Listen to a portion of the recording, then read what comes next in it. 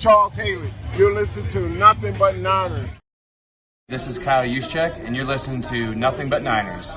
So now they've got to start from deep in their end of the field, and Garrison Hurst takes advantage of it. He takes the handoff, sweeps to his right, gets to the 20. He's in the 30, needs to cut in. He comes back up the right sideline, breaks a hard tackle, comes down to the 30. He's down to the 20. He's down to the 10. He's down to the 5. He's into the end zone. Touchdown! Touchdown! 49ers! 96-yard run from scrimmage. Garrison Hurst breaking tackle after tackle, sweeps down the sideline. Throws off bodies like clothes after a marathon. Young, back to throw. In trouble, he's going to be sacked. No, gets away. He runs, gets away again, goes to the 40, gets away again, to the 35, cuts back at the 30, to the 20, the 50, the 10. He died. Touchdown, 49ers. Third down, Alex takes the snap. Alex looking down in post, and it's got it! Touchdown! Touchdown, 49ers! It is second down. Ryan takes the snap, throws the slant to the left side. It's Russell, intercepted! The 49ers pick it, and Navarro Bowman is redemption! Navarro Bowman running it all the way for the touchdown! No greater redemption! The San Francisco 49ers, we can do whatever we want.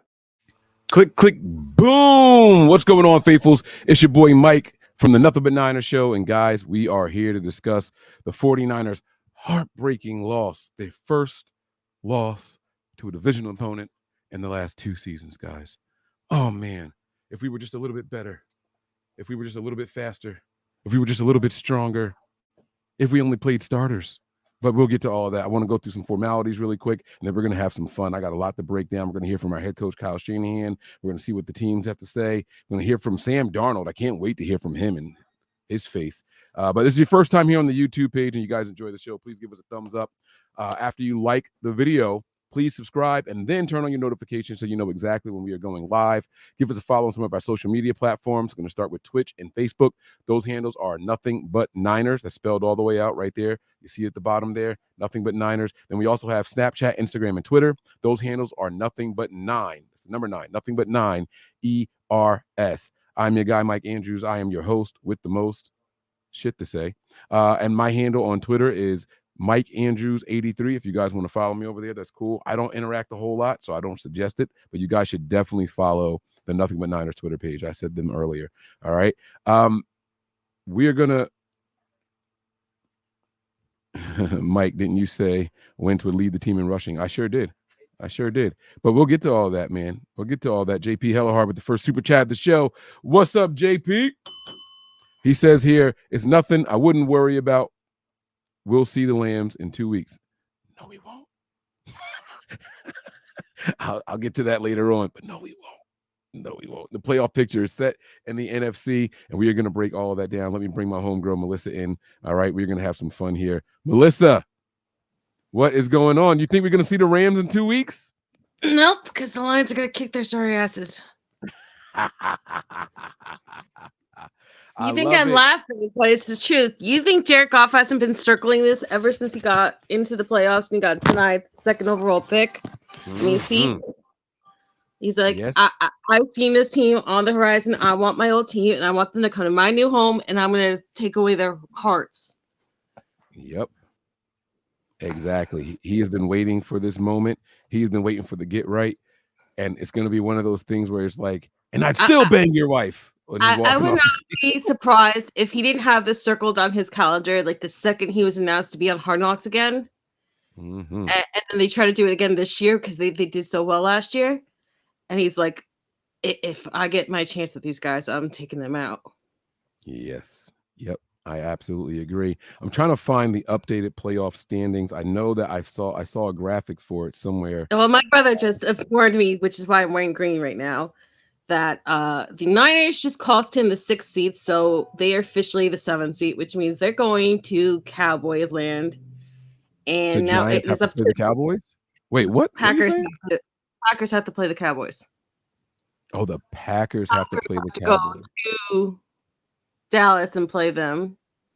Rams go to Detroit, and Eagles go to Tampa. Well, let's talk about these one by one. So The first one is going to be the Packers at Cowboys. Mm-hmm. Do you really think there's a chance that the Packers can beat the Cowboys at home? Mike, if I'm being honest, and I hate both these teams, but I really hate the Packers. There is a chance because even the last couple games, even though they been pulling off these miracle wins, let's be honest, if the refs didn't screw the Lions, they would have lost that game due to bad clock management and bad critical downs. Because Micah Parsons was owned on that one play where they scored with the tackle who caught the 2-point conversion. Mm-hmm. And like he came back to the next play and he stopped them from scoring, but like the same stuff that always gets Dallas in trouble is still there. The problem is it's the freaking Packers. You don't know what Packers you're gonna get. Are you gonna get like a healthy Packers with Aaron Jones and Christian Watson, or are you gonna get the Jordan Love trying to be Aaron Rodgers and be like Zach Wilson? It's like a diamond dozen. You don't know which one of either team you're gonna get. And now with was it 16 straight or something like that at home for Dallas wins? Yeah, you really don't know who's gonna ref it, how it's gonna be called, and supposedly this is the Cowboys' year, so I don't know. I think it's a toss up. I wouldn't say it's a blowout on either side. Yeah. All right. So listen, we're going to hear from Kyle Shanahan. Let's go ahead and bring Coach in right now.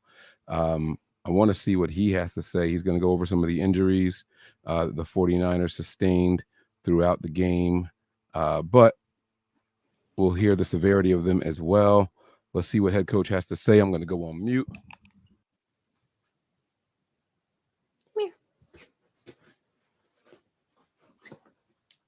All right, guys. Injuries from the game. Lee Farrell had a knee, no ACL, no MCL, but we'll figure out exactly what it is tomorrow. Taylor Hawkins there at the end had a wrist, and that was it from the game. How much holding your breath, not wanting to see somebody go down? The whole game, yeah. You want to get a win, but you also want to make sure of that. And it's unfortunate to have that with Klee. Most of everything else went pretty clean, though. There's a chance Klee could miss a game. Yes, there's a chance. Going to the playoffs, how concerned are you with the misses today? I mean, it's never good when you miss them, especially having two like that and the extra point. And I think it was his first one inside the 40, maybe all year. But he's had a hell of a year. He's done a hell of a job up to this point, and just had a rough day today. Did you see bringing in somebody on a practice squad or just having somebody else on hand? No, he's been great all year, and I know he was rough on those two today, but no, we're good with Jake. Would you think of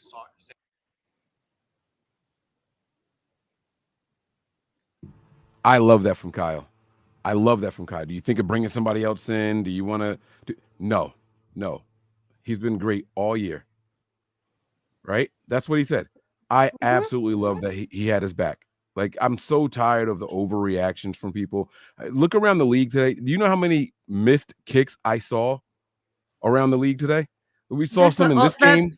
That's all Willets used to do. Remember? Willets would come to like the last play between Saints and Panthers, and every single time Willets would screw it up, or Joey Sly would screw it up because they would miss that critical touchdown or kick to end the game, and they lose by either like a point or 2 points. Like that's all those games came down to.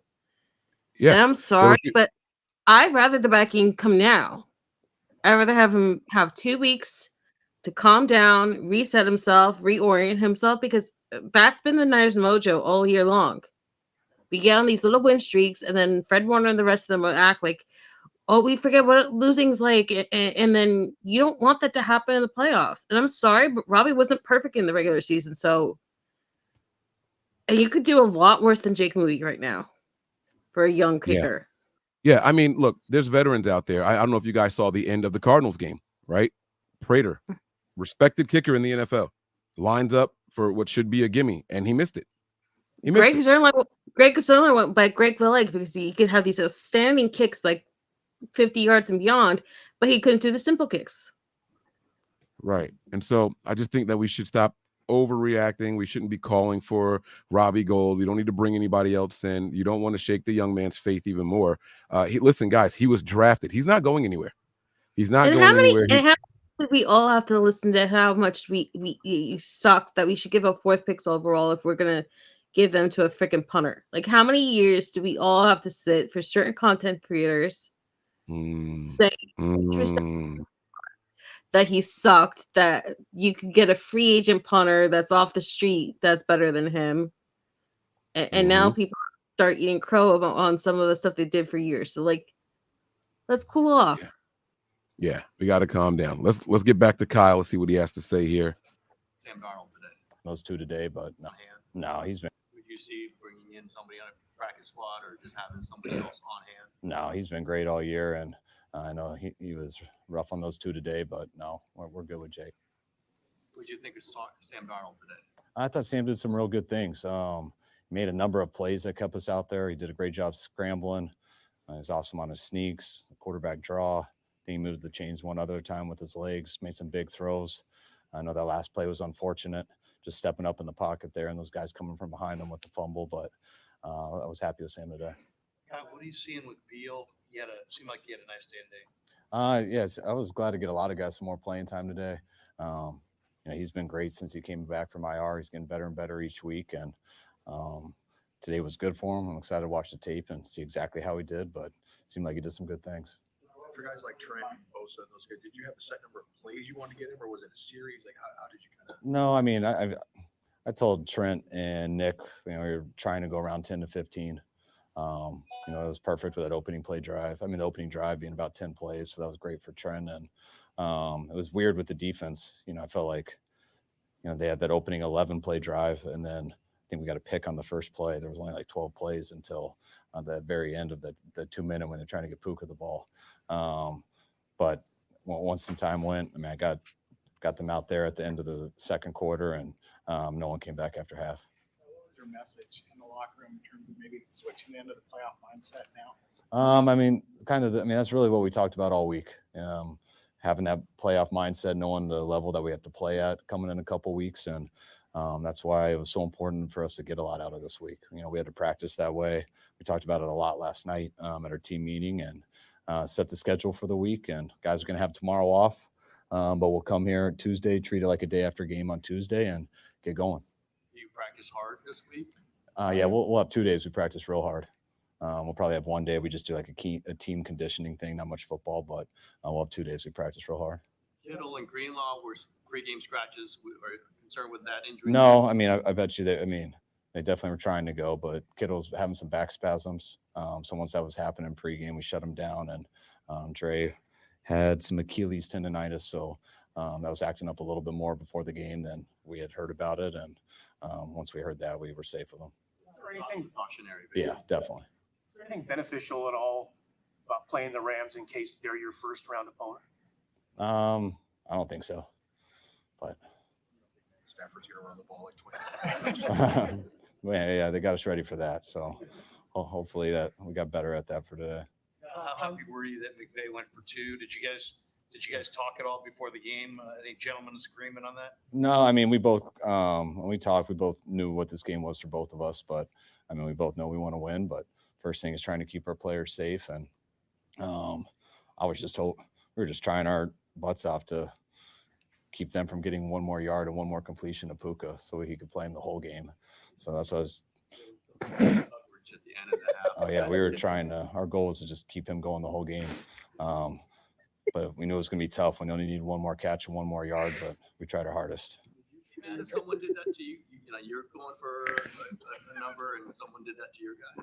No, I'd expect it, and that's why we throw to someone else open. But I was hoping they were going to do that, but I think they wanted to get him out pretty fast, and I'm just glad he had to come in the third. It was a small victory. So you're trying to tire him out? Is that? What's that? Tire him out a little? Not tire him out. I want them to go through the stress that we're going through. You don't want to get anyone hurt. I mean, those aren't the most fun games for us. You got to do it. But you know what? I don't think we're going to talk much about it next week. So we're going to talk about what players are available for this game and things like that. So, I mean, I'm trying not to be really upset how it ended personally, but I also got to keep it in perspective and make sure that we're ready for what matters going here forward. You are right into the playoffs. Just your general assessment of the way this regular season went and how you feel about your team. I mean, our goal was to get the number 1 seed. That was our first and foremost goal. We did. It was just a little bit weird this last week, but I like how our guys handle it. I loved how our year went. I mean, we set out to do this, and I was real happy with the number of guys. I thought guys got better throughout the year, but as our players have been saying, we still feel our best football's forward, and that's kind of tough to generate when you're not going through these games.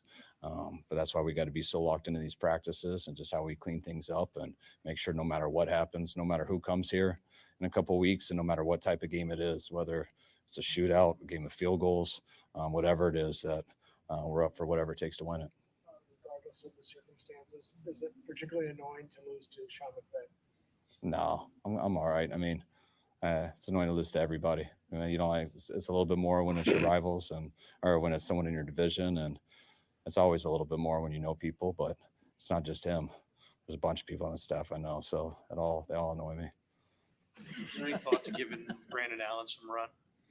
Not really. I mean, we talked about it a little possibly, but the way that game was going and stuff, thought it would have been a little bit unfair to Sam, and loved how he battled and got that experience. Been waiting for that all year, and but no, I mean, we talked about before the game, but it just didn't play out that way. I mean, I really feel, we only really had 2 drives in the second half till there was about till the 4 minutes till we had that 3 and out. So just weren't that many plays. Do you advance scout at all this week coming up, or do you just wait until you find out who you play? I mean, because you can't play Detroit, you can't play Dallas, but any of the other 4 you could. Yeah, we'll dabble in it all. I mean, we got to do something with that stuff when we'll go crazy as coaches, but hopefully we'll find out by Sunday. Starting to hit me that I don't think we can officially find out till maybe Monday, because I know there's Monday night game, so that'll be a little bit different. Haven't gone through that, so we'll definitely plan for all the possibilities and be halfway in on a bunch, and as soon as we get told, then we'll be 100% in. That's it. All right, guys. See you later.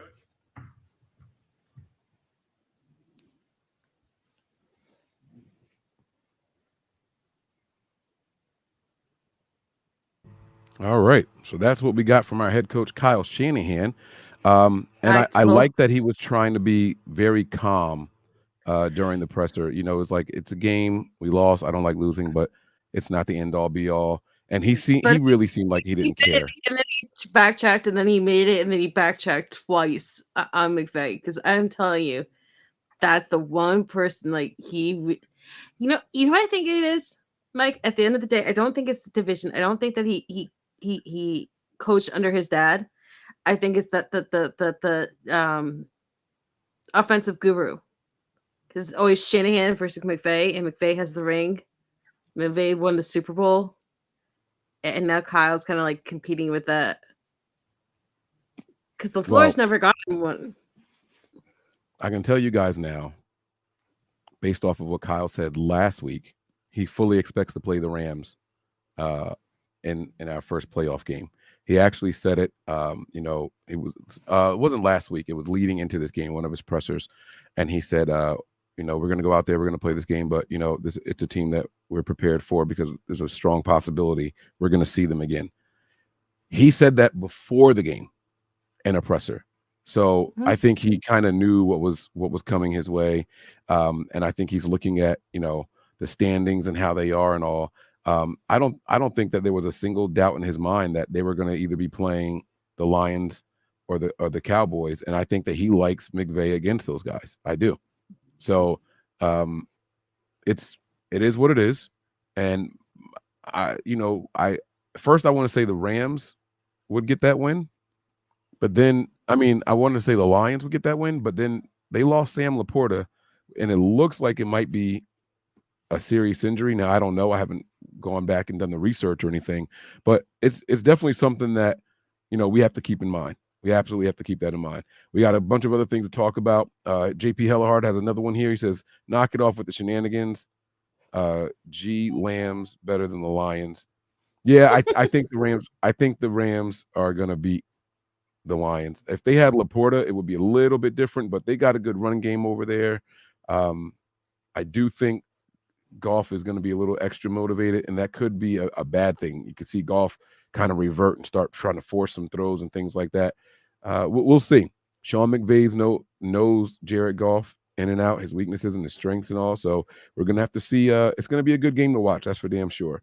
Yeah, but losing Campbell to sit on a lead, and that's what McVay's been counting on a lot this year, for people to get up big, to get a little too cocky, a little too comfortable, and sit on leads. And that's not in Dan Campbell's DNA, especially after that Cowboys loss. Like, the reason Sam Laporta got injured today was because he refused to pull out his players, because he was that pissed off that he got screwed over, and he was like, I'm going to stick it to the rest of this league, and everyone's going to feel my fury. Yeah. And so it's always interesting, you know. It's gonna be a good game. I don't think it's gonna be an easy one for either team, but we will have to see. We'll have to see what happens. So what's another matchup you said now? So we talked about the Lions and Rams. Packers at Dallas. Jerry we World. talked about it. Yeah, I think the Packers are gonna lose that one. Tampa versus Eagles in Tampa. I got Tampa winning that. I don't think the Eagles are winning anything. That sounds terrible, I know, and I know that they only put up 9 points today and all that, but I 10. Listen, they had my man either broke or dislocated his finger on his throwing hand. I mean, the excuses are just piling up for the Eagles. It's over for them. So I went upstairs, and my brother already yelled at me because we cost him the 6th seed, which he should be lucky that he's even in the playoffs right now. But he actually had the audacity when my dad and myself told him about Jalen Hurts' injury. He goes, "It's a phantom injury. He's getting magically healthy for next week." I'm like, dude, no, they show the finish. Like that thing is really injured. Yeah, no, nothing phantom about that. That shit looked nasty. It looked pretty bad. So it is what it is. People just gotta, we gotta remember that, these guys, that team has been falling apart. There's no, oh, well, we need them healthy. They had them healthy in games that they needed to win, and they couldn't win them. So I'm not going to sit here and pretend like, oh, well, yeah, if he gets healthy, they're a different team. No, when he was healthy, they were still losing. Sirianni was like Zach Taylor this year. You knew your quarterback had issues. You knew you could win some games or maybe just get by without playing your quarterback, and you kept playing your quarterback until he was broke. Mm-hmm. You already saw what happened to the Bengals. Now the Eagles are following in the same footsteps. What channel is the Sunday night game coming on? Is that a Fox or is that NBC? NBC, right? NBC. Yeah. Yeah, look at that Sam Laporta injury, man. It looks so bad. They took him off on a cart. I forgot there was no Sunday football. Oh man. I feel bad for him. He had a phenomenal season for a rookie tight end, man. He was doing really, really good things out there. But they snubbed Amon-Ra St. Brown out of the playoffs. Pro Bowl. That's fucked up. I mean, everyone can't make it. I knew Brandon wasn't gonna make it, but like Amon-Ra St. Brown has been like the backbone of that Lions team for years. He's like Joe Mixon for the Bengals. Like, these are the guys that have done all the dirty, gritty work, and like,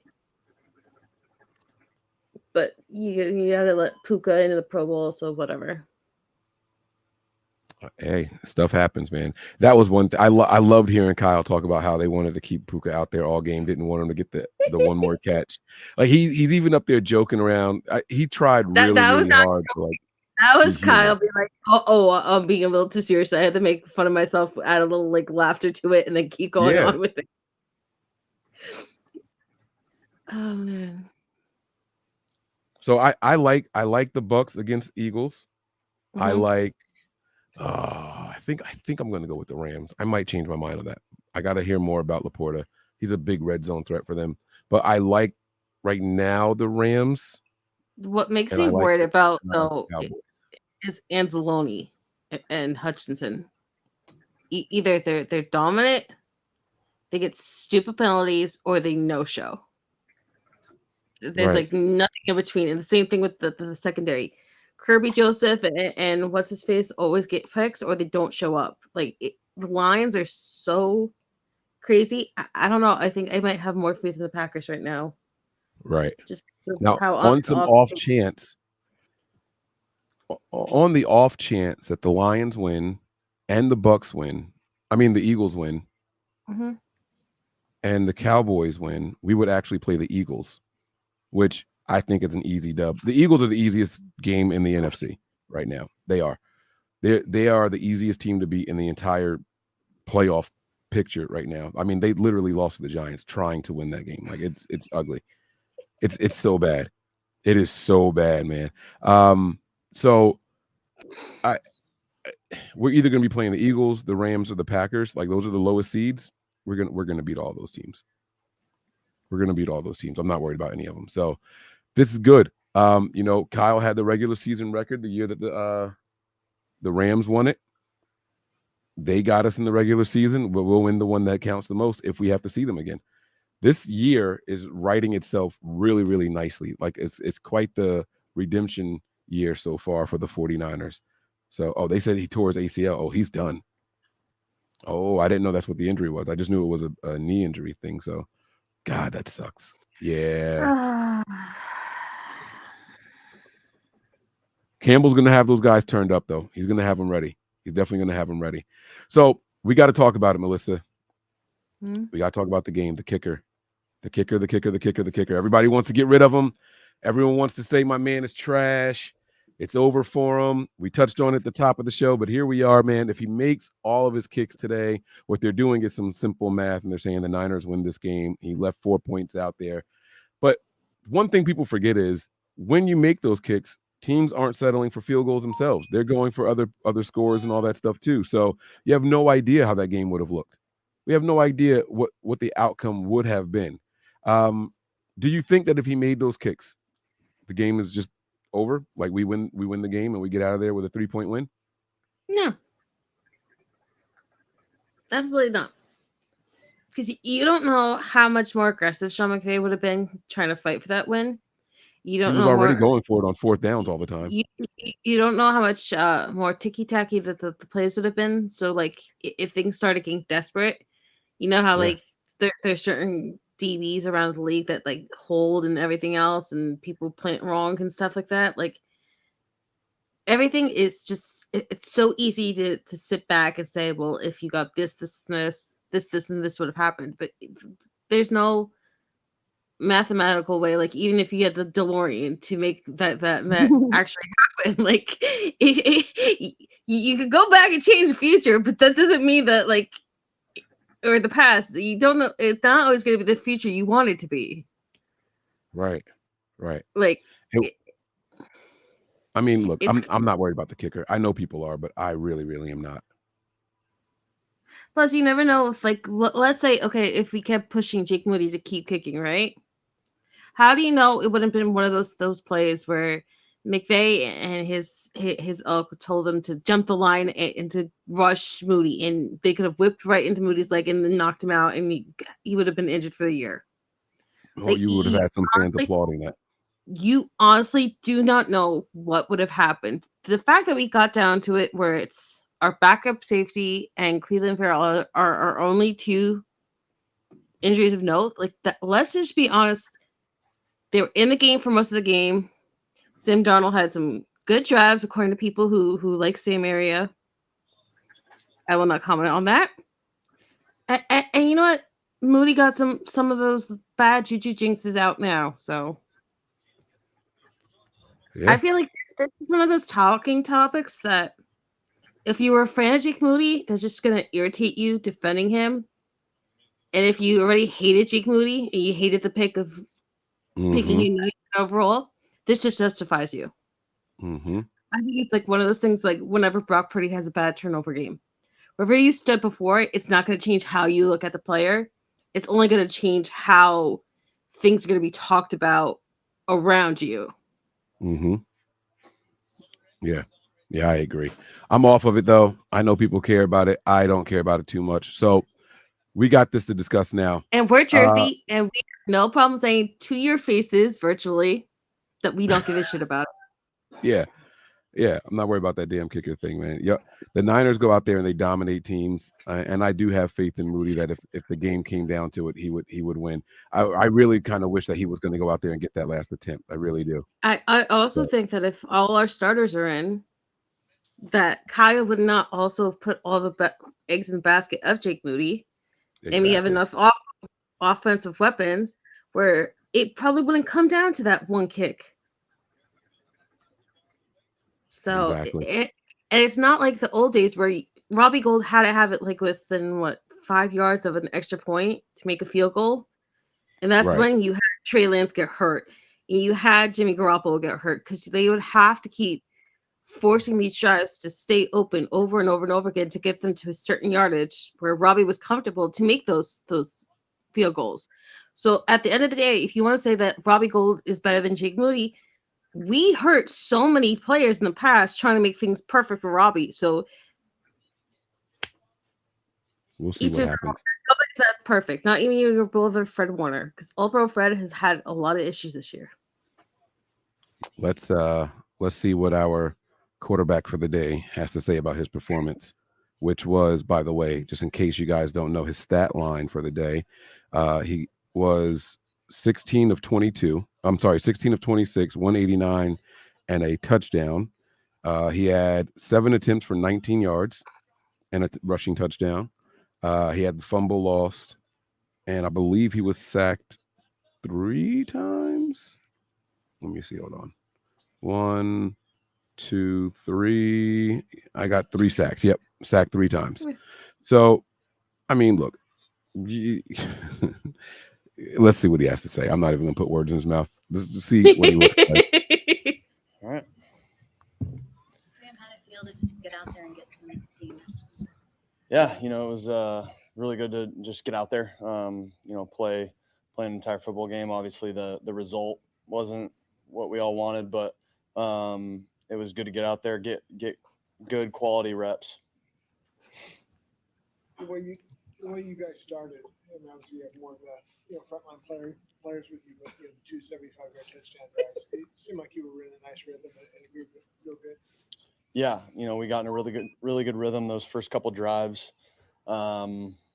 Just that second half just couldn't sustain rhythm or drives. They went on a couple long drives as well, but we got to do something there to get that rhythm back. And then obviously at the end had a chance, and ball didn't bounce our way. I mean, you've known Christian McCaffrey for a while, and he didn't play today, obviously, but what do you think the rushing title means to him in the grand scheme of things? I mean, it's one of those things, like, it's, with the career that he's had at the end of. This is such a dumbass question. We knew Christian McCaffrey wasn't going to play in this game, so you wait till after the game and ask the backup quarterback what the rushing title means to someone else. Okay, so I will give the reporter this credit, okay? They were teammates last year. I think, what was Sam there for 2 years in Carolina? Or a year and a half before Christian was traded, but either way, they played together in Carolina. So, like, that it's not the smartest question I've ever heard, but it's not the dumbest question I've ever heard. Did they play together in Carolina? I don't think so. Yes. No, Christian was with us last year, and he was in Carolina last year. Yeah, but Sam was there before the trade deadline, right? Because that was supposed to be their big acquisition. Oh, before with Baker Mayfield, and Sam was there before Baker Mayfield went to Carolina. So I think that was like about a year and a half they had his team together. I got you. Because remember, Sam went to Carolina when Zach Wilson went to the Jets in 2021. For a while, and he was traded that offseason. I think the rushing title means to him in the grand scheme of things. I mean, it's one of those things, like, it's, with the career that he's had at the end of the day, when he's older, bless you, when he's older, he's going to remember stuff like that, and that's going to just be another accolade for him to kind of hang his cap on. And but right now, doesn't mean anything for him in his present or current, state of mind. So, but I know down the road it's going to mean a lot. If you have to, the situation arises where you're playing in the playoffs, how big a deal or not big a deal is playing 4 quarters today, just to get you reacclimated? Yeah. Like I said, it was just good to get out there and play football. It's been a while. Obviously I had a little bit of time in Baltimore, but just to get out there and play football. And it was good to get out there. And, if they do need me during the playoff run, I'll be ready. Scout team every week at mimicking the other quarterback. So essentially you're familiar with almost every quarterback that's in these playoffs, maybe outside of Goff and Love. Yeah. I mean, we faced, I think, a few weeks in a row. It was mobile dual threat quarterback. So me and Brandon Allen have been playing that role. And, there's other weeks too. For example, like week 2, we had the Rams and, we were trying to do all the cool things that Stafford can do with the football. So, no, it's fun to, be able to go out there and see the different plays that the defensive guys draw up and try to do everything we can to get the defense ready. How are your no-look passes? They're getting there. It's a lot easier to do them in the walkthrough because things are a little slower, but no, it's fun. It's fun to be able to try to get Dre and Fred and because, they're the best of the best and it's fun to go up against them in practice every day. I know this was not exactly, you play with the 49ers and Devo and all the guys for 4 quarters, but in any way did this feel different? And if so, I guess how so from your first 5 seasons playing quarterback in the NFL? No, I wouldn't say it was different. It's just going out there, trying to do my job to the best of my ability. And I know it's a cliche, but that's all you really have to focus on out there at quarterback. Because if you start, thinking about other things, you're probably not going to play that well. So just try to keep it one thing at a time and focus on my job every single play and just move on to the next play after that. Do you have any words to Jake Moody, trying to tell him that you were going to go out there and try to get him a last kick? What's that? Did you talk to Moody at all? Say that you were going out there trying to get him one last chance for a kick? No, I didn't talk to Jake before we went out there. Again, like I just said, I was trying to just lead the team down there and hopefully, score in any way that we could. So thanks, guys.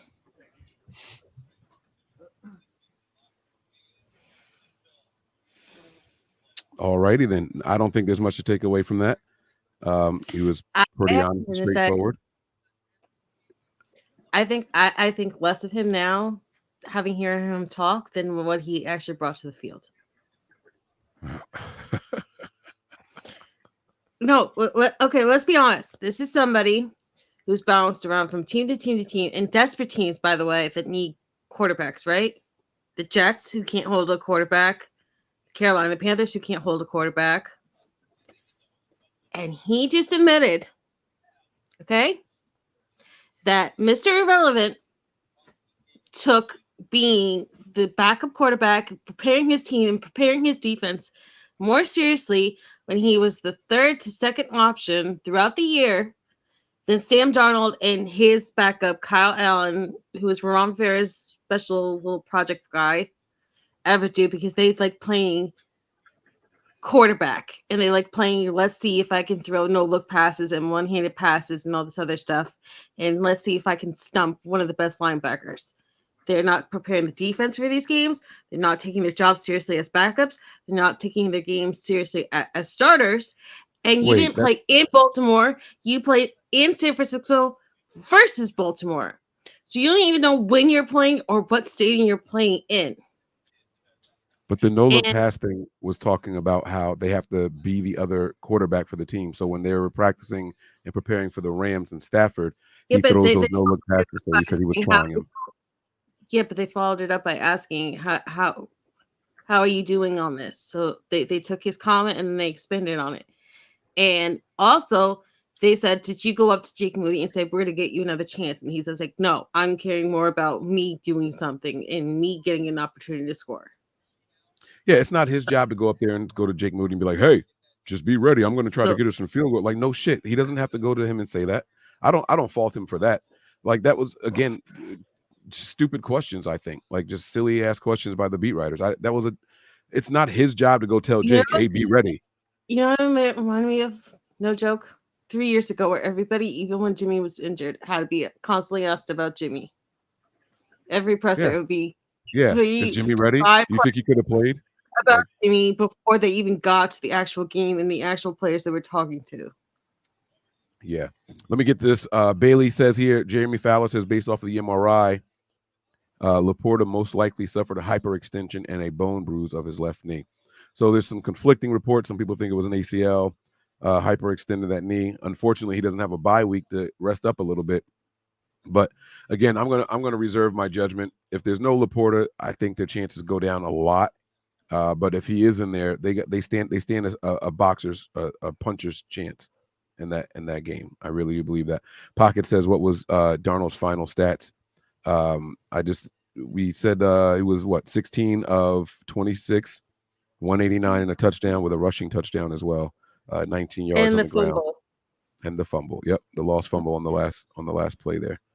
So Oh, and anybody who also wants to help out following Nothing But Niners, also hit up NY to the Bay.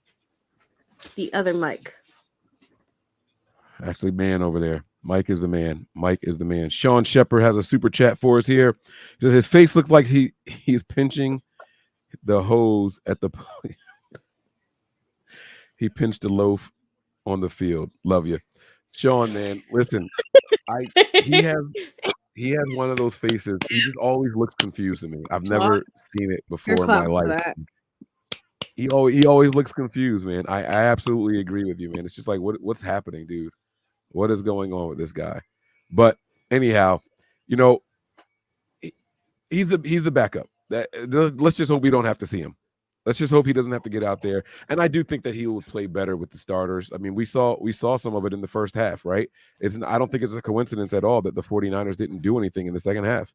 You know, all 20 points came in the first half, and then in the second half, once the starters were all gone, Sam Darnold kind of disappeared. Sam Darnold kind of disappeared.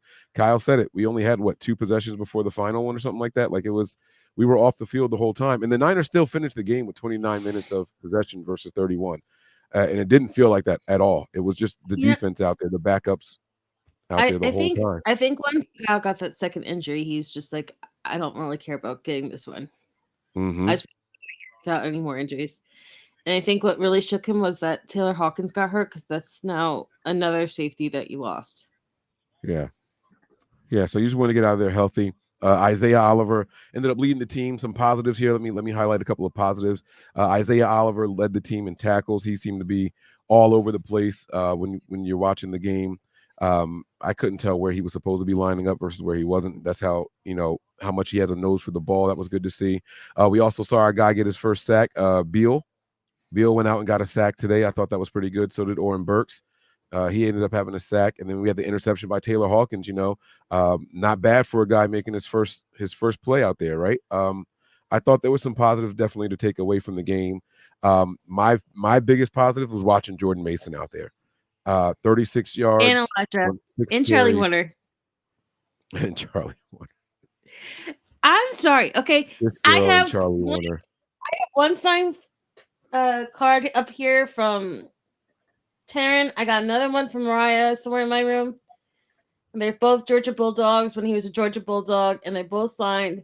And I love them. And it's like one of the last things I see before I go to bed every night. Like, I have no problem saying that I love Charlie Warner, and come at me because he's way better than your Ross Dolly. Oh, shit. Now, and here's the thing. Only one tight end catch all game. Like, we didn't even try to use him. I did see Willis out there, and Braden Willis looked pretty good as a blocker, man. He was very, very engaged. He was taking his job very serious, but no targets, no receptions for him. Charlie Warner, again, the one for 20 yards. He had the only tight end appearance out there. What do you think about Chris Conley? I thought he was 3 okay. receptions, 69 yards. I thought he was all right out there. I thought he was okay. The one thing that makes me upset about Chris Conley is, and correct me if I'm wrong, but he reminds me a little bit of Jalen Hyatt and Darius Slayton from the Giants. So either they can catch it right in the palms of their hands, they try too often to catch with their fingertips, or they try to catch it with their belly and then correct it when it hits them in the abdomen. That worries me for receivers who aren't really always out there to have those three kind of like ways of catching. Right. You know, it kind of reminds me of like a young George Kittle. Remember, George Kittle had to work on his hands. Like Yeah. a lot of the times, either he was doing the one hand catches or he would do the body catches, and then he would try to clean up catches. It took him being like really close friends with Greg Olsen and Travis Kelce and hanging out with Gronk and having tight end U to finally start to work on his hands and to really take it up a further step on catching. Yeah. And that concerns me. Did you want to see Debo get involved more in this game? He only had the 2 receptions for 21 yards. Did you want to see Kyle try to get him his record for the 1,000 yards, or did you just wanted to see him out there and get off the field healthy? Hell no. I'm not a Debo fan, so I'm a Yak fan. Like, I love the Yak brothers, but I'm not a Debo fan. And before anyone starts, this is not solely based on him having his holdout and the FU at the LA nightclub and saying that he's not coming back to the Niners and me picking on Debo that way. This is just I'm not a fan of how he gives only 100% entry about 45% of the time. Hey, I think he takes way too many plays off. He puts too little thing in it. And for some reason, and maybe it's just like the conspiracy nut in me, but doesn't it feel like when they go to the sky cam too often, like Debo always seems to know when the sky cam's about to hit him, and those are the ones that even if it's not on his side of the ball, he seems to be running a little faster than the ones where it's not on his side of the field that's being filmed. Because like there's like a little variation between when the camera's on him, it looks like he's trying hard on every play, and when the camera's not on him, and then they flip it to another camera, like he's like, oh shit, they caught me not giving it my all. I mean, he gets caught on the all 22 all the time, not giving it his all, especially when the play's not going inside. No, but I mean like on those like contested plays where they want to get like the like the 6 different shots of different angles and stuff. And sometimes you can kind of see Debo in the background just standing there like a statue. Like he's Lady Liberty. I gotta pay more attention to it. I don't know if they're letting anybody else speak. I'm surprised that no one else is back at the podium yet. I'm keeping my eyes on it, guys. I wanted to try to finish up with the Niners pressers, and then we'll wrap this thing up here. I think this was a good learning experience for some of the depth on the team. I really do. This wasn't about going out there and getting a win or anything like that. This was just trying to stay healthy and get ready for the game in 2 weeks. So and this is like for a lot of people who hopefully are either your starters or help you out on special teams going forward. Like Sammy Womack has been hurt most this year. Like you needed these kind of players got that then knocked rust off them, and it's not like we were down for the majority of the game and then we lost at like the end where we couldn't score again. Like we held the lead the game, and then they just got the lead and we didn't try to take it away from them. Right. I was happy to see, this is going to sound crazy, right? But I was happy to see God, what's his name? Ray McLeod back. I was happy to see Ray McLeod back. He didn't do a whole lot. 2 punt returns. They went for it on 4th down 4 times, man. Out of and they were successful 3 of those times. I mean, they were I don't know what if we do face the Lions, what does Dan Campbell do more than anybody? What'd you say? I said it's a good thing that we faced that today, because do you know what Dan Campbell does more than anybody? Oh yeah, he goes for it. That's what he does. Mike, he put it on his own 30-yard line on 4th down. That's what that man does. That man wants to win at all costs, man. And like you said, he's not one of those guys. Oh, we got a lead. We're going to protect the lead. No, he wants to run it up on you. I like an aggressive coach sometimes, man. I do. But it is what it is. Cleveland Farrell's injury. What did Kyle say it was? He said it was a knee injury. And he did say that he might miss the game. He did say that he he might missed a miss. game or two. Yeah. So we'll have to see how it plays out. I'm not going to drag this thing out because I want to watch this Sunday night game. I think it's going to be a fun game. Miami has not beat a team with a winning record. I think they said in like 2 seasons or some shit like that. But they are at home, and They only beat the Bills are Cowboys. very hit and miss. What was it? 2 What'd you weeks say? ago they beat the Cowboys at home. That was their only win against a winning team. Oh, so that was their first one. Is that what? Okay. I know they had a terrible record against teams above 500, and so that's very, very interesting. But Which it is is what it also why is. they beat tonight at home because they suck on the road. They're like worse than the Cowboys on the road. Right. Because Tua's like one of those really regimented quarterbacks where he needs everything to be perfect. I mean, perfect timing, perfect crowd noise, perfect everything, perfect Miami weather. Like he needs everything to be absolutely like perfect. Like I think he's actually more dependent on perfect than Jimmy Garoppolo ever was, which is saying something.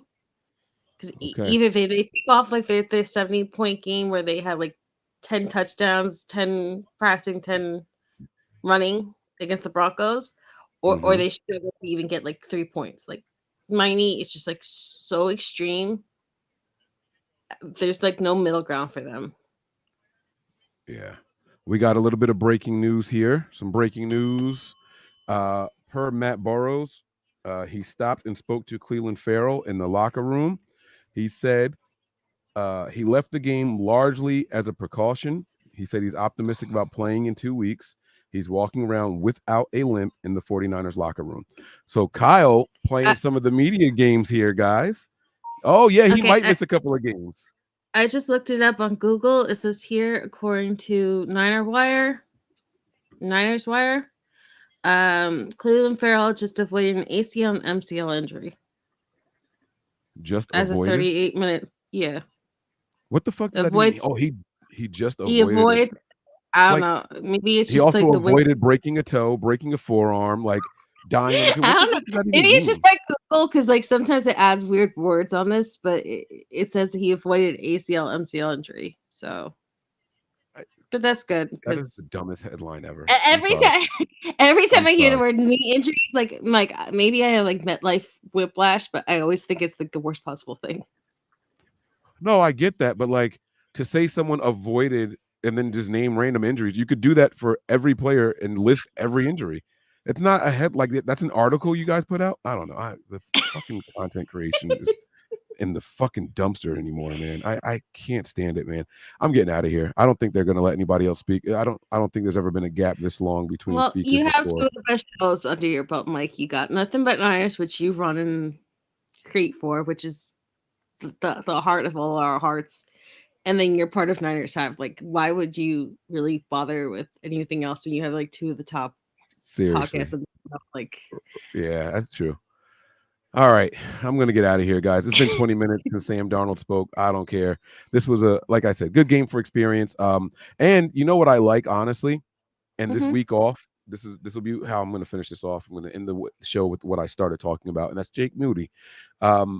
He's got 2 weeks to prepare for kicks in that stadium. Every game is going to be in that stadium until we head to Vegas. So I am extremely confident that he will be prepared.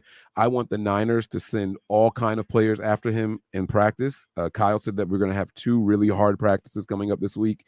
And then they start preparing for the opponent the following week.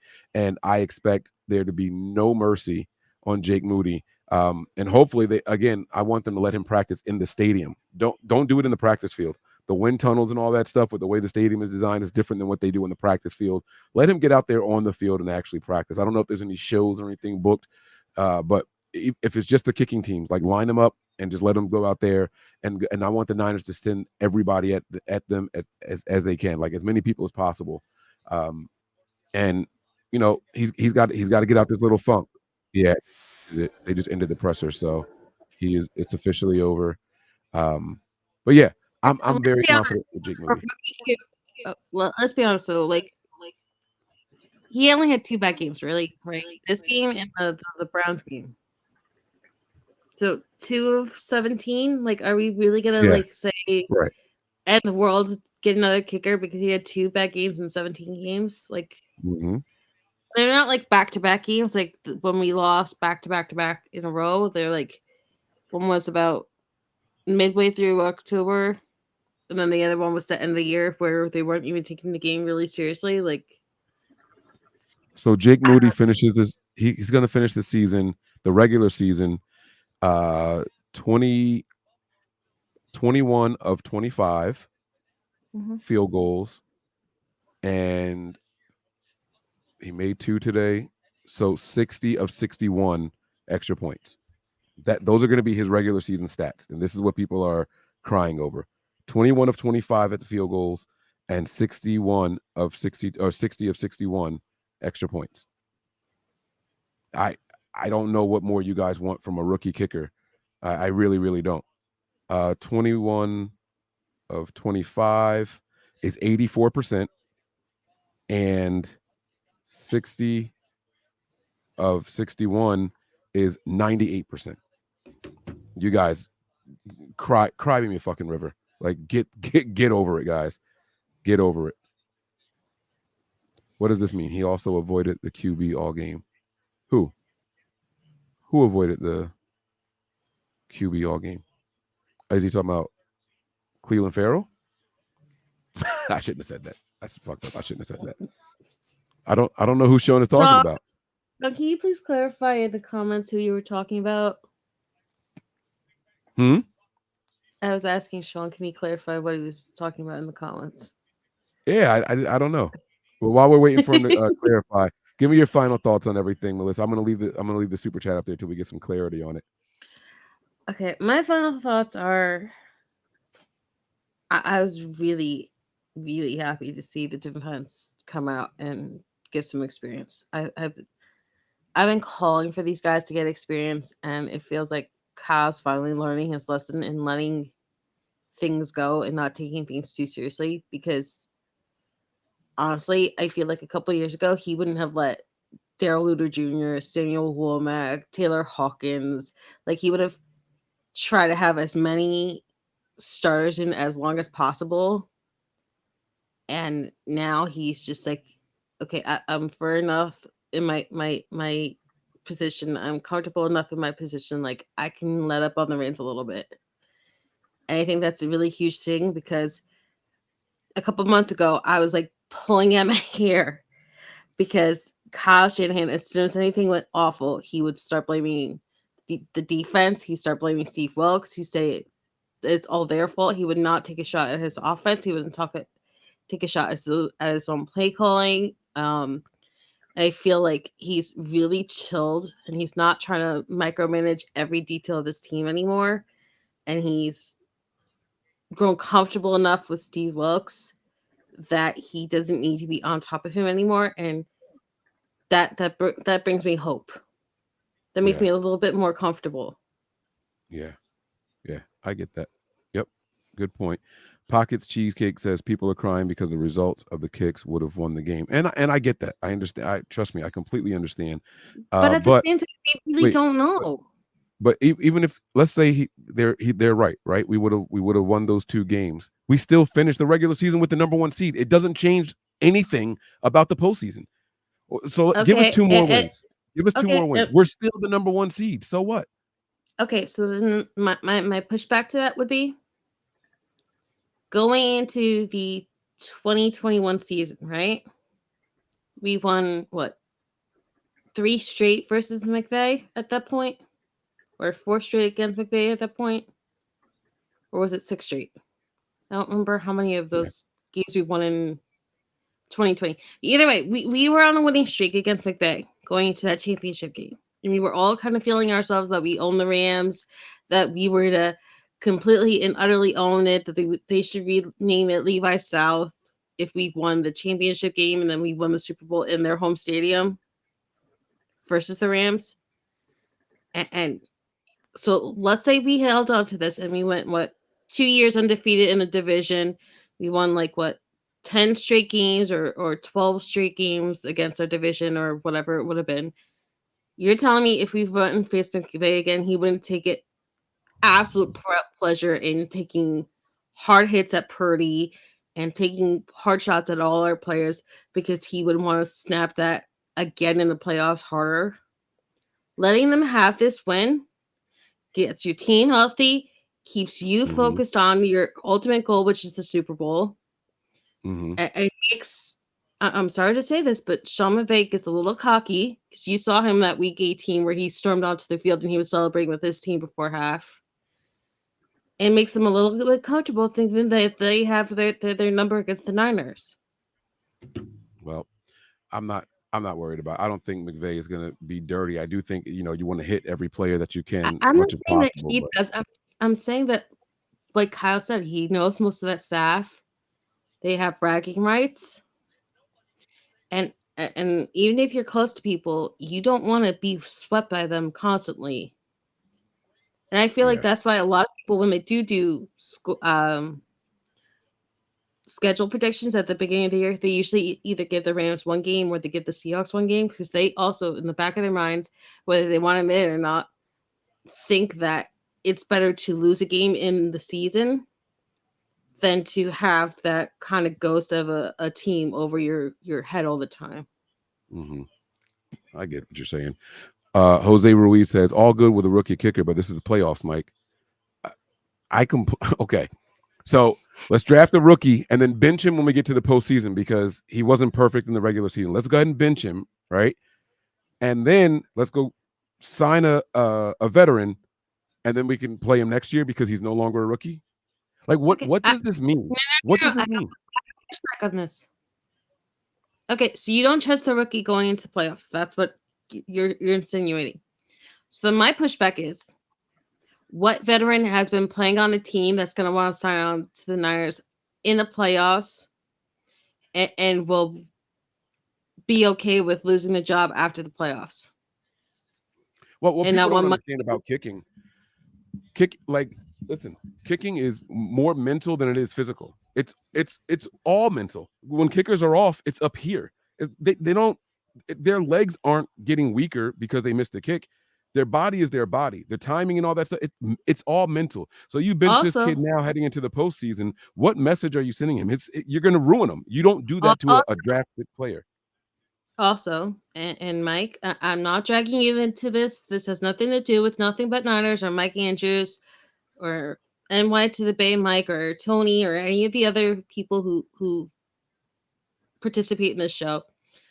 But also, we have the same mentality with Trey Lance.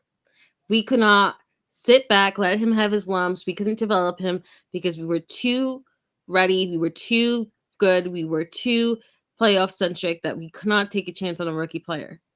That mentality got us in so much danger. And if it wasn't for Brock Purdy being Brock Purdy, we would be in so much trouble because of that completely dangerous and harmful mentality.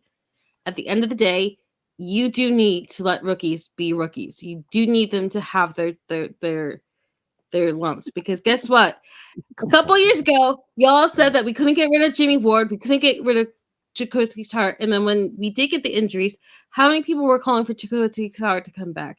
Because you didn't want to give Ji'Ayir Brown his shot.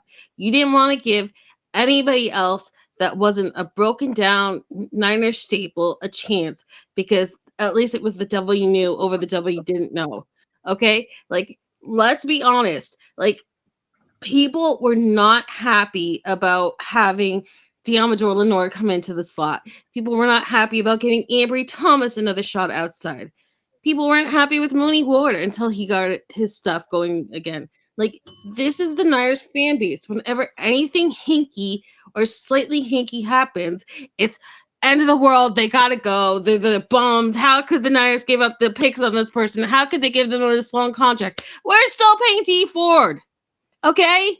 Like, let's put this thing in perspective. Not always getting the veteran works out for the Niners. Like, at the end of the day, like, you gotta, like, sit back, chillax, take the good with the bad. It's not always going to be pretty or perfect. Nobody is. I mean, like, it's mind-boggling. Like, we all want 6. There's not one of us that doesn't want 6. Like, but you gotta, like, let these guys be these guys. Her name ain't Mike, but I'm playing it. I don't care.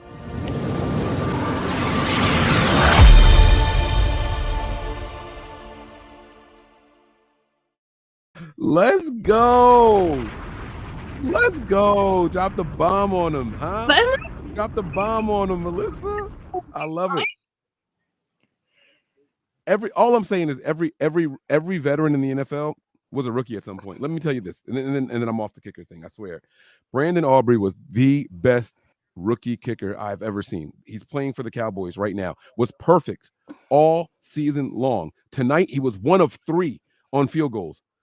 Do you think that the Cowboys are saying, "Fuck, man, we got to go out and get a veteran now because the game before the playoffs he missed 2. He's not perfect anymore."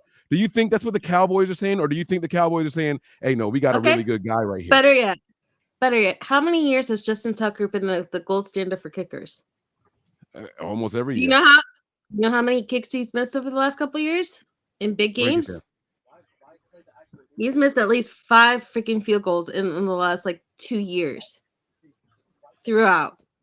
And it's the same guy that broke the record and had that 63-yarder that bounced off the bar in Detroit to win the game. Yeah. So veteran rookie. We all said how many Niner fans, and let's be honest, raise your hand, said that you'd rather have Travis Kelce in no matter what year over George Kittle because Travis Kelce was a better catcher of the football. Mm-hmm. Okay, so then tell me this. Why is it Travis Kelce, not just this year, but in the Super Bowl they lost to the Buccaneers, was having the dropsies of all dropsies? Shit happens, man. Shit happens. I'm getting out of here, guys. I love you all. My final thoughts are just be safe out there. I don't have anything else. Sean never commented again, so I don't know what he meant by he avoided the QB all game. But that's going to do it. Melissa, let's go home, man. Prepare for glory. Anticipate pain. But always remain faithful. We're out of here, guys. And don't take Jersey lightly.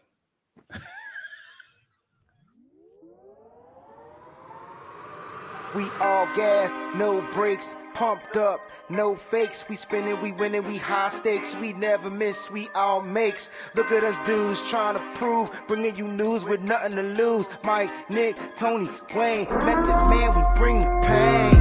Hey. See, I'ma confess it. We under the pressure. If you looking to find us, we them nothing but Niners. Niners. We nothing but Niners. We nothing.